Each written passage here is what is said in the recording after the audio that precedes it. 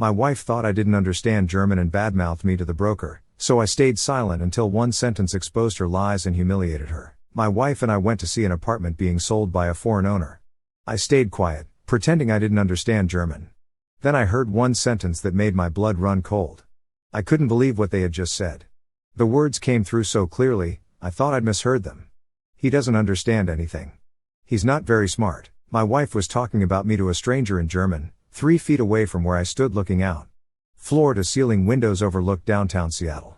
I kept my face completely neutral, kept staring at the Space Needle in the distance like I was admiring the view, but my stomach had just dropped through the floor. We were viewing an apartment, a sleek 2-bedroom loft in a renovated warehouse building, with exposed brick and polished concrete floors, the kind of place that screams, "We've made it." The owner was a German man named Klaus Verr, late 40s, expensive watch, soft handshake, the kind of European sophistication my wife Megan always found impressive. She'd been pushing for this apartment for weeks. "It's perfect for us, babe. Trust me, the investment potential alone is incredible."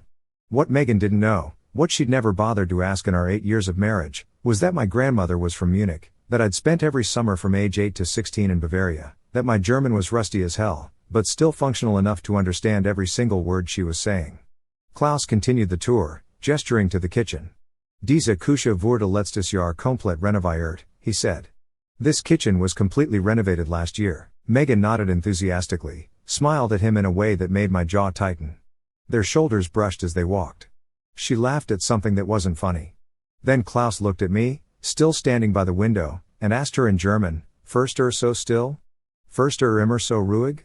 Megan glanced back at me, smiled, turned back to Klaus and said in perfect German, "He doesn't understand anything. He's not very smart." Klaus chuckled a knowing, conspiratorial laugh. "And the money?" he asked. "Everything's in my name," Megan said.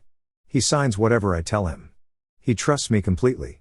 I turned slightly, looked at them both, smiled like I was just happy to be there, like I hadn't understood a word. Klaus nodded slowly. "Clever," she said. "He has no idea. I've been moving money for months. This apartment will only be in my name." "It's perfect," Klaus asked, "don't you feel bad?" Megan paused, then laughed, a light, casual laugh I'd heard 1,000 times. "Why should I?" I walked over to them, put my arm around Megan's waist, felt her lean into me. "This place is amazing," I said in English. "What do you think, babe?" "I love it," she said, kissing my cheek. "I think this is the one." Klaus extended his hand to me. I shook it, firm grip this time. "I think you two will be very happy here," he said in English. His accent was thick but clear. "Your wife has excellent taste." "She does," I said, looking right at her. "I trust her completely." We left 20 minutes later, walked to the car in silence. Megan was texting someone, probably Klaus, finalizing details I wasn't supposed to understand. When we got in, she reached over and squeezed my hand. "I really think this is perfect for us," she said. "A fresh start, new chapter." "Yeah," I said, starting the engine. "I think so, too." That night, I couldn't sleep. I lay next to her in the dark, listening to her breathing, replaying every word. "Not very smart. Signs what I tell him. Everything in my name. I've been moving money for months. 8 years. We'd been married 8 years, together for 10. We met at a friend's wedding. She was a pharmaceutical sales rep. I was an aerospace engineer at Boeing. She made good money. I made great money. We'd always been comfortable. We never fought about finances. We had a joint checking account, joint savings, both our names on the mortgage for our house in Bellevue. Or so I thought. At 3:47 a.m., I got up, went to my office, opened my laptop, started going through our bank statements. The joint checking looked normal. Paychecks in, bills out, nothing unusual. The joint savings had about $40,000, also normal. But when I looked at the transaction history more carefully, I saw something strange. Regular transfers out, $5,000 here, $8,000 there, $10,000. Always to an account ending in 7392. I didn't recognize that account. I tried logging into our investment accounts. The password had been changed. I tried the password reset. It sent a code to an email address I didn't recognize, some Gmail account that wasn't mine or Megan's usual email. My hands started shaking again. I spent the rest of the night searching. Credit cards I didn't know we had. Bank statements with addresses I didn't recognize. By the time the sun came up, I'd found traces of at least 4 accounts I'd never seen before. All opened in the last 18 months. All in Megan's name only. When Megan woke up at 7:15, I was already showered and dressed, making coffee like everything was normal. "Morning, babe," she said, kissing my cheek. "You're up early." "Couldn't sleep." "Excited about the apartment." She smiled. "Me too. I'm meeting with Klaus this afternoon to discuss the offer." "Wanna come?" "Can't. Big meeting at work, but you handle it. You're better at this stuff anyway." "You sure?" "Absolutely. I trust you." Those words tasted like ash in my mouth. I'd been married to Megan for 8 years, and I couldn't pinpoint exactly when things had changed. We'd had a good relationship, or so I thought. We went on date nights, took vacations, had sex regularly, not as often as the beginning, but that was normal, right? Everyone said marriage took work, that the spark fades, that you have to choose each other every day. I'd been choosing her every day. Apparently, she'd been choosing herself. Looking back now, there were signs. I just hadn't wanted to see them. About 2 years ago, Megan had started traveling more for work, regional conferences, training seminars, sometimes gone 3 or 4 days at a time. She'd come home exhausted, complaining about boring presentations and hotel food. I believed her because why wouldn't I? Around the same time, she'd started dressing differently, better, more expensive clothes. When I asked about it, she said her company had raised their dress code standards. It made sense. She worked in pharmaceutical sales. Appearances mattered. She'd also started going to the gym more, hired a personal trainer, got her hair done every 6 weeks instead of every 3 months. I'd complimented her, told her she looked great, never suspected a thing. About a year ago, she'd suggested we simplify our finances. She said it was silly for us both to be managing different accounts. She said she'd taken a financial planning course through work and wanted to optimize our investments. I'd thought it was great. Megan handling the money meant I had more time for my projects. I'd signed whatever she'd put in front of me. Power of attorney forms, account authorization forms, investment restructuring paperwork, she'd called it. I'd trusted her completely. 6 months ago, she'd started talking about buying an investment property. She said real estate was the smart move, that we should diversify. I'd agreed. Told her to find something good. Never looked at the actual paperwork. 3 months ago, she'd come home excited about meeting Klaus at an industry mixer. She said he was selling his apartment because he was moving back to Berlin. She said it was an incredible opportunity, under market value, perfect timing. I'd said great, whatever she thought was best. I was an engineer. I believed in data, in systems, in logic. I designed components for commercial aircraft. My work had to be precise, methodical, error-free. But in my personal life, I'd been flying blind. At 9 a.m., I called in sick to work. Then I Googled divorce attorney Seattle and started making calls. The third attorney I spoke to was a woman named Patricia Ang, 47 years old, partner at Ang & Associates, specialized in high-asset divorces. She had a calm, no-nonsense voice that made me feel slightly less like I was drowning. "Tell me what's going on," she said. I told her everything. The apartment viewing, the German conversation, the accounts I'd discovered. She listened without interrupting. When I finished, she said, "First, I'm sorry you're going through this. Second, we need proof. Recordings, bank statements, anything documentary. Third, don't let her know you know.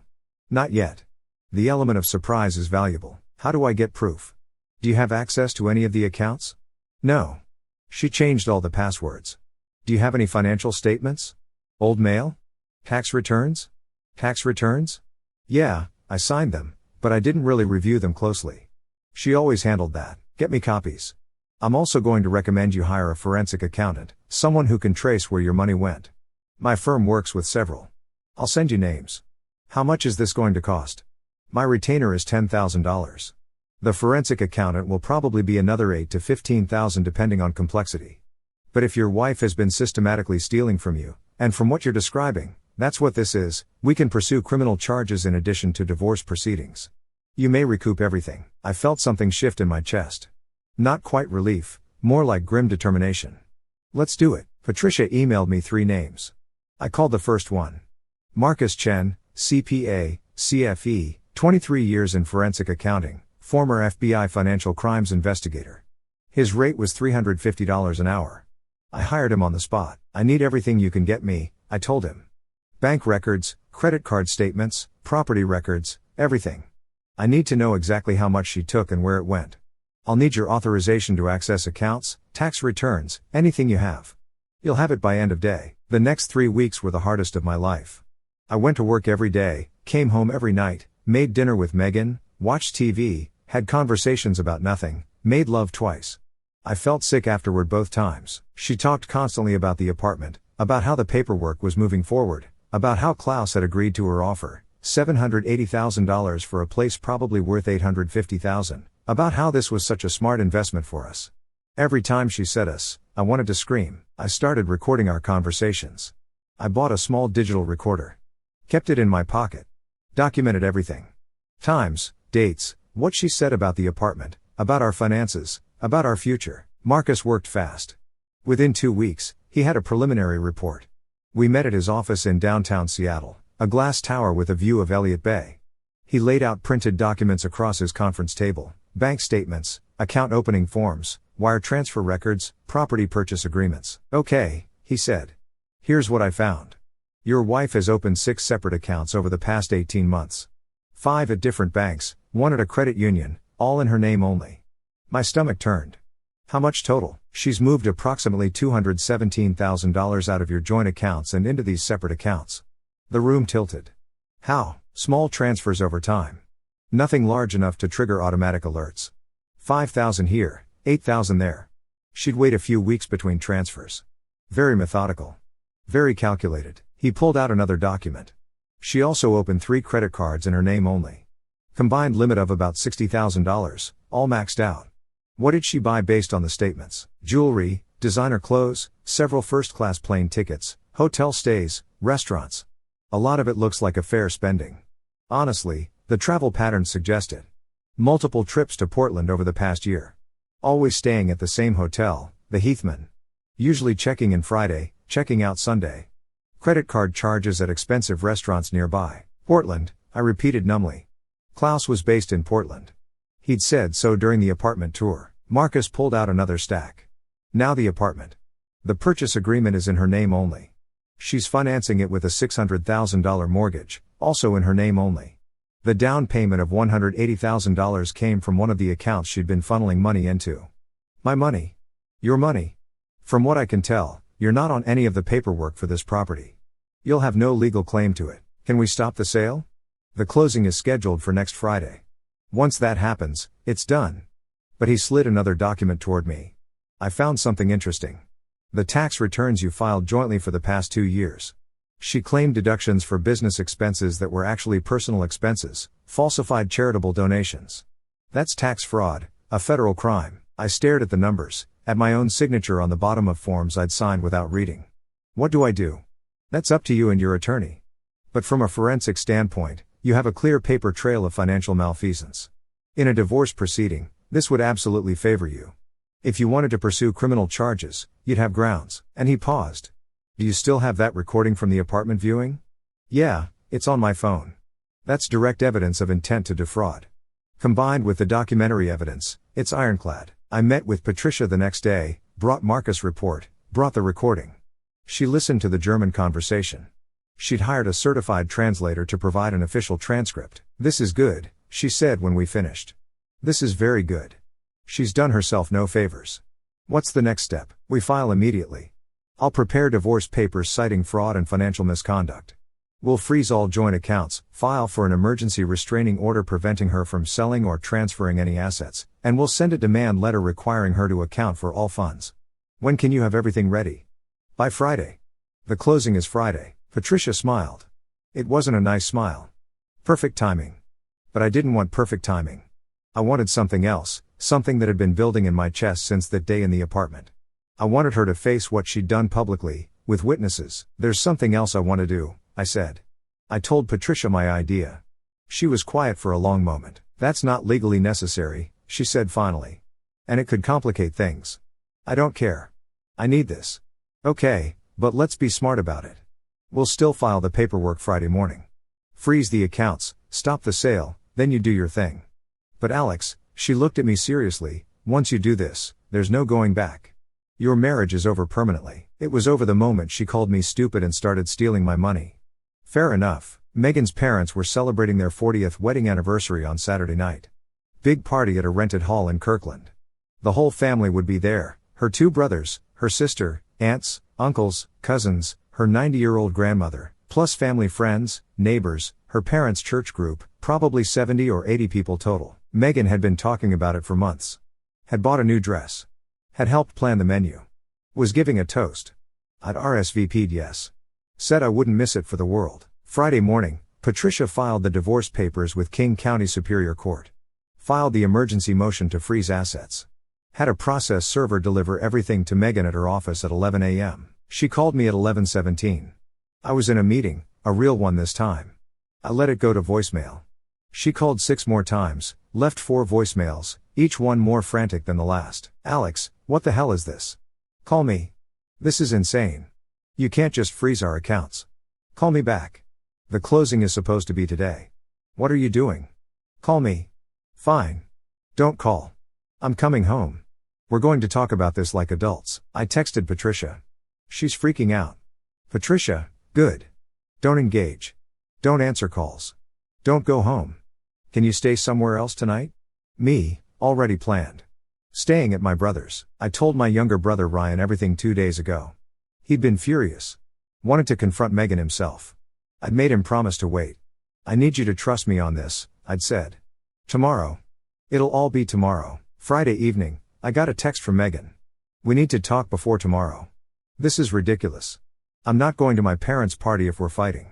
I responded, we're not fighting. See you tomorrow. Looking forward to celebrating your parents. She didn't respond. Saturday afternoon, I got ready. Wore my good suit, the charcoal one Megan had picked out for me 3 years ago. Took my time with my hair. Splashed on cologne. Ryan drove me to the hall. You sure about this? He asked. Never been more sure of anything. The party started at 6 p.m. I arrived at 6:45. The hall was decorated beautifully, white tablecloths, flower centerpieces, a slideshow of Megan's parents through the years playing on a screen, a string quartet in the corner, open bar, fancy catering. Megan was already there, saw me walk in. Her face was pale. Makeup couldn't hide the dark circles under her eyes. She rushed over. We need to talk now. Outside later, I said. It's your parents' night. Let's celebrate them first. Alex, you can't just. Megan, I smiled, took her hand. Not here, not now. After the toast. She searched my face, looking for anger, seeing only calm. It confused her, made her uncertain. Fine, she said. After dinner was served at 7:15, salmon and filet mignon, I sat next to Megan at the family table, made small talk with her brothers, complimented her mother's dress, shook her father's hand. They had no idea, none of them. At 8 p.m., the speeches started. Megan's older brother went first, told funny stories about growing up. Her sister went next, got tearful talking about their parents' example of lasting love. Then it was Megan's turn. She stood up, clinked her glass with a fork. The room went quiet. To my parents, she began. Her voice shook slightly. She glanced at me. I smiled encouragingly. To 40 years of love and trust and partnership. You taught us what commitment looks like. What it means to choose each other every single day, to build a life together based on honesty and respect. And I stood up next to her. The room shifted. People looked confused. This wasn't planned. Actually, I said, I have something I'd like to share, too. Megan's face went white. Alex, what are you? I learned something really interesting last month, I said. At an apartment viewing. You remember that, right, babe? The loft downtown with Klaus. Her hand went to her throat. Not here. Not now. See, Megan thought I didn't speak German. I opened the voice recording app on my phone, connected it to the hall's speaker system. I'd asked the AV guy earlier, said I had a special anniversary message for Megan's parents. He'd set it up without question, but my grandmother was from Munich. I spent every summer there as a kid. I looked around the room at her family, at her parents. So when Megan started speaking German with Klaus, I understood every word. Megan grabbed my arm. Don't. Please. I pressed play. Klaus's voice filled the hall. First immer so still? Then Megan's voice, clear as crystal. Versteht nichts. Ist nicht sehr klug. The room was dead silent. Some people looked confused. Her brother's wife, a German immigrant, covered her mouth. The recording continued. Megan was crying now, trying to grab my phone. I held it away from her. The recording played Klaus asking if she felt bad. Then Megan's laugh. I stopped the recording. For those of you who don't speak German, I said, looking directly at her parents, my wife just called me stupid. Said I don't understand anything. Then she explained how she's been stealing money from me for months, moving it into accounts with only her name, using it to buy an apartment with only her name. She said I sign whatever she tells me to because I trust her completely. You could hear a pin drop. I pulled out the folder. I brought Marca's forensic accounting report, bank statements, account opening documents, wire transfer records, the apartment purchase agreement with only Megan's name, tax returns with falsified deductions. I walked to her parents' table, set it down in front of them. $217,000, I said. That's what 8 years of trust looks like. That's what your daughter stole from me while I was working 60-hour weeks, thinking we were building a life together. Megan's mother picked up the papers with shaking hands. Her father's champagne glass had frozen halfway to his lips. Her brother Mike stood up. Megan, what the? It's not, she started. You don't understand. I understand perfectly, I said, looked at her one last time. I'm not as stupid as you thought. The room erupted. Her mother was crying. Her father was flipping through papers, his face getting redder by the second. Her siblings were all talking at once. Megan was sobbing, trying to explain, words tumbling over each other. I walked toward the door. Her father's voice stopped me. Where you going? I turned back. Home.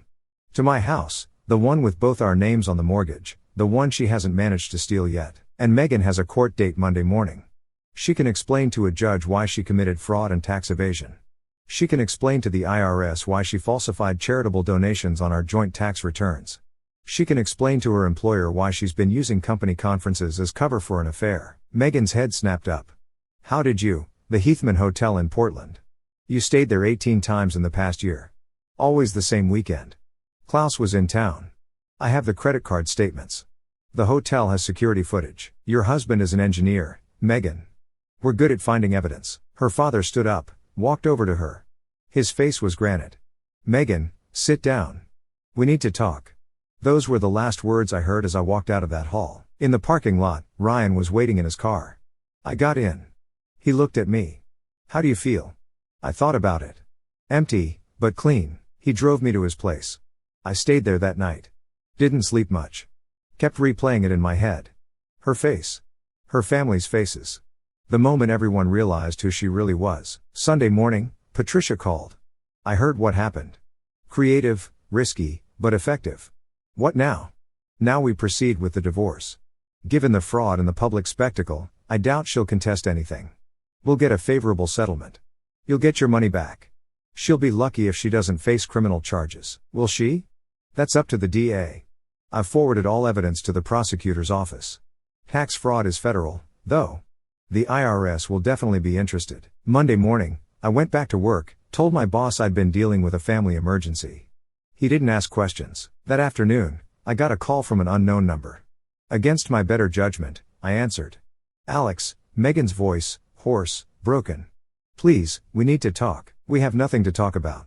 I'm sorry. I'm so sorry. I made terrible choices. I can fix this. You called me stupid. You stole over $200,000 from me. You committed fraud.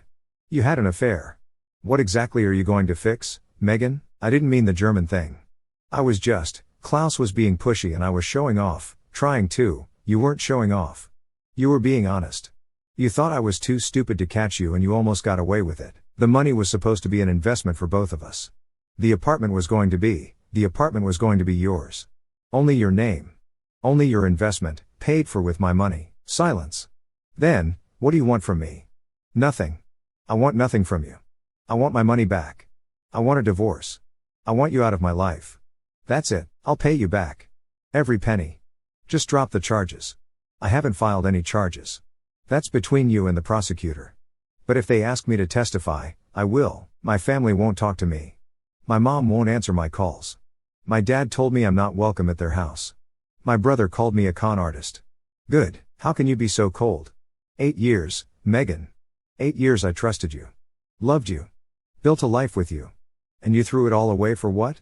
An apartment, an affair, some cash. I was unhappy. You were always working. You never paid attention to me. So you stole from me. I was going to tell you eventually. I was going to. You called me stupid. That wasn't an accident. That wasn't showing off. That's what you really think of me. She started crying. I hung up. The divorce took 4 months. Megan didn't contest anything. She couldn't. The evidence was overwhelming. Patricia got me everything. Half the house equity, all my retirement accounts, repayment of the $217,000 she'd stolen, plus interest and legal fees. Total settlement $384,000. The apartment sale fell through. Klaus apparently wanted nothing to do with the situation once it became a legal mess. Megan lost her down payment, my $180,000, in the cancellation penalties. She also lost her job. Her company found out about the falsified business expenses and terminated her for cause. No severance, no references. The IRS audited our last 3 years of returns. She had to pay back $47,000 in fraudulent deductions plus penalties and interest. Total bill $73,000. The credit card she'd maxed out, all her responsibility in the divorce. She filed for bankruptcy 6 months later. I heard through Ryan, who heard through Megan's brother, that she moved back in with her parents temporarily. They made her go to therapy, made her get a job at a call center, made her pay rent. Klaus apparently had been married the whole time. His wife found out about the affair. She divorced him and took half of everything, including his business. As for me, I stayed in Seattle, kept my job, kept the house, dated a little, but nothing serious. Spent time with Ryan and his family, went to therapy myself. Dr. Sarah Chen, trauma specialist, helped me process the betrayal and rebuild my ability to trust. A year later, I met someone, Jennifer. She's a high school German teacher. We met at a coffee shop when I overheard her speaking German on the phone to her mother in Stuttgart. When she found out I spoke German, she laughed. How good is it? Good enough to understand when someone's calling me stupid. I told her the whole story.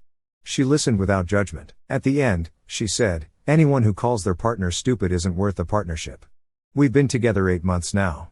It's different, slower, more careful, but also more honest. We talk about money, about expectations, about fears. Last week, she asked me about marriage, if I'd ever want to try again. Maybe, I said, someday, with the right person. What would make them the right person? Someone who thinks I'm smart enough to deserve the truth. She smiled, took my hand, said something in German. Was bedeutet das? I asked. What does that mean?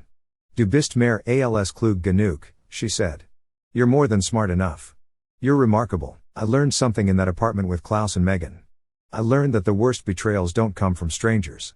They come from the people who know you well enough to know exactly how to destroy you. But I also learned that underestimating someone is a gift, because the moment they realize you're not who they thought you were, the game is over and you've already won.